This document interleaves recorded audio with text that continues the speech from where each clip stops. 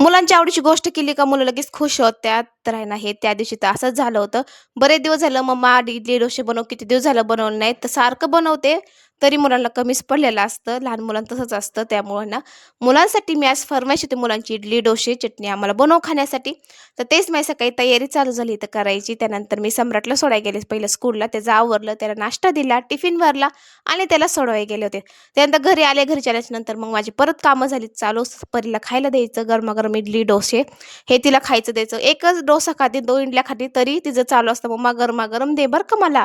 असं ते तिचं म्हणणं चालू होतं मला म्हणायचं इथं. मग तिचीच चालू होती तयारी होती माझी ह्यांना डोसे बनवायची. मस्त अशी चटणी केली होती, तिखट नाही बरं का. मग छान लागते तिखटनं. काय तर मुलांसाठी तिखट करतच नाही. त्यानंतर बटाटा केला होता इथं मी आणि जास्त शिजलेला आवडत नाही. मुलांची नखरे ना त्यांच्या बापांपेक्षा जास्त असतात.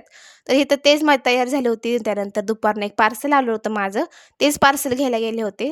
सकाळची सगळी कामं झाली होती त्याच्यामुळे ना हे दुपारी पार्सल आलं होतं आणि ह्याच्यामध्ये ना मी ना हूक मागवले होते, चाडकाचे असतात ना ते मागवले होते. त्यानंतर दुपारी ताक पिले होते मी.